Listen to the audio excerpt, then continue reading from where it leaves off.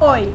Agora você vai conhecer um pouco das leis que regulam a produção audiovisual no Brasil.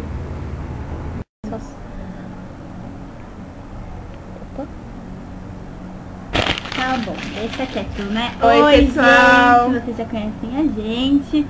E infelizmente na última aula nós não pudemos comparecer. Eu sei que vocês ficaram muito chateados. Mas a gente tá aqui agora, né? Exatamente. Isso é o que importa. E a gente vai apresentar agora o nosso trabalho sobre... Eu não sei porque a câmera está congelando, eu espero que não fique assim na edição final, né?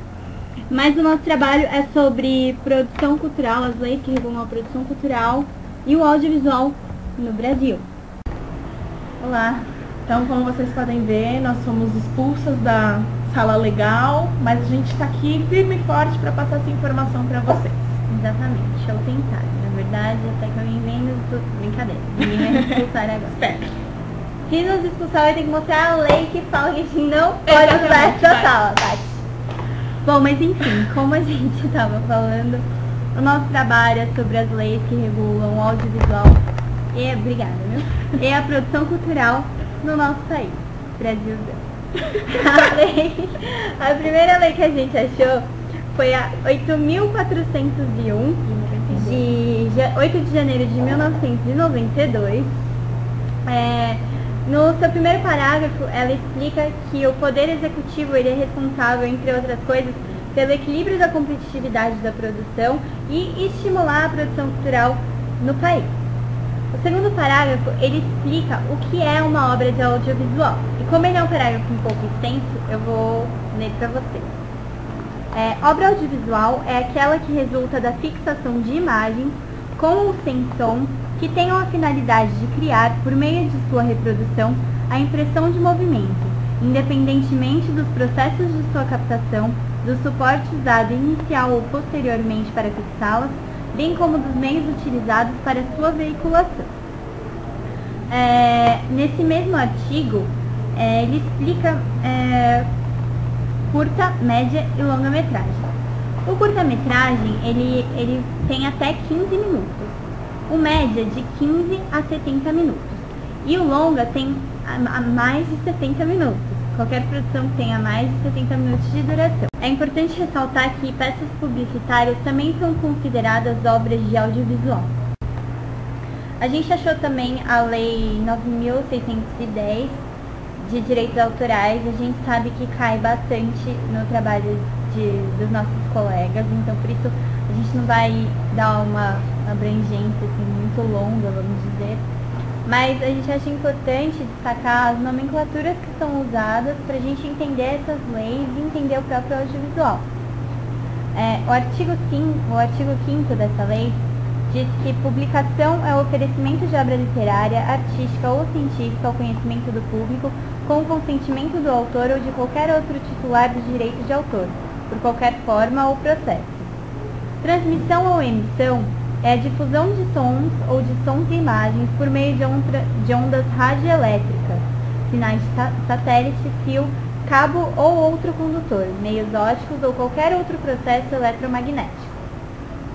Retransmissão é a emissão simultânea de transmissão de uma empresa por outra. Distribuição é a colocação à disposição do público do original ou cópia de obras literárias, artísticas ou científicas, interpretações ou execuções fixadas e fonogramas mediante a venda, locação ou qualquer outra forma de transferência de propriedade ou posse. Comunicação ao público, e aí é bem importante para a nossa profissão. Ato mediante ao qual a obra é colocada ao alcance do público por qualquer meio ou procedimento e que não consista na distribuição de exemplares. Reprodução é a cópia de um ou vários exemplares de uma obra literária, artística ou científica ou de um fonograma, de qualquer forma tangível, incluindo qualquer armazenamento permanente ou temporário por meios eletrônicos ou qualquer outro meio de fixação que venha a ser desenvolvido. A contrafação, que é a reprodução não autorizada, ou pirataria, né?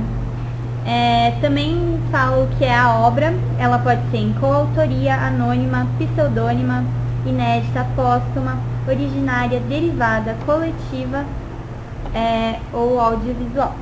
Bom, essa mesma lei, ela define as funções que existem dentro do audiovisual, que são fonograma, que é toda fixação de sons, ou uma execução, ou interpretação, ou de outros sons, ou de uma representação de sons que não seja uma fixação incluída em uma obra audiovisual.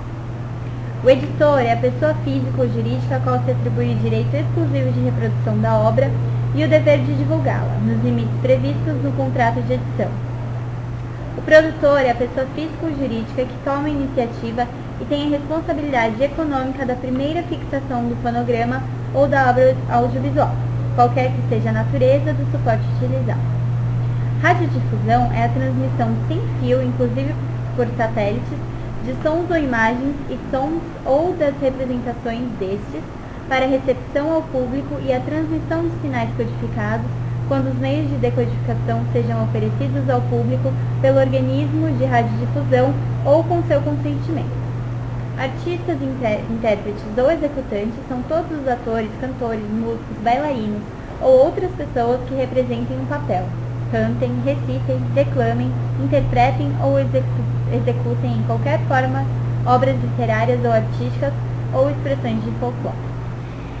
Em resumo, o que é essa lei 9.610 é uma lei gigantesca que fala que o autor, como foi definido anteriormente, de uma obra detém todos os direitos sobre essa obra. Como nós detemos todos os direitos em cima dessa obra. Se vocês espalharem para qualquer pessoa, a gente processa vocês. Outra lei que a gente achou bastante importante de ressaltar nesse trabalho é a Lei Rouanet, que ela é mais conhecida dessa forma, mas o nome dela é Lei Federal de Incentivo à Cultura, número 8.313, e ela foi criada em 91. E o que essa lei institui? Políticas públicas de incentivo fiscal para empresas, para pessoas jurídicas que beneficiem a produção cultural no Brasil. Não é exclusivo da produção audiovisual. Por exemplo, se eu tiver uma empresa e alguma produção de audiovisual, alguém que está produzindo um filme, vier me procurando por incentivos, se eu utilizar da Lei Rouanet, no fim do ano eu vou ter descontos em todos aqueles impostos absurdos que a gente sabe que são cobrados no Brasil. O primeiro artigo dessa lei define que fica instituído o Programa Nacional de Apoio à Cultura, PRONAC, com a finalidade de captar e canalizar recursos para o setor de modo a contribuir para facilitar a todos os meios para o livre acesso às fontes de cultura e o pleno exercício dos direitos culturais, promover e estimular a regionalização da produção cultural e artística brasileira, com valorização de recursos humanos e conteúdos locais, apoiar, valorizar e difundir o conjunto das manifestações culturais e seus respectivos criadores, proteger as expressões culturais dos grupos formadores da sociedade brasileira e responsáveis pelo pluralismo da cultura nacional, salvaguardar a sobrevivência e o florescimento dos modos de criar, fazer e viver a sociedade brasileira, preservar os bens materiais e imateriais do patrimônio cultural e histórico brasileiro, desenvolver a consciência internacional e o respeito aos valores culturais de outros povos ou nações, estimular a produção e a difusão de bens culturais de valor universal, formadores e informadores de conhecimento, cultura e memória, e, finalmente, priorizar o produto cultural originário do país.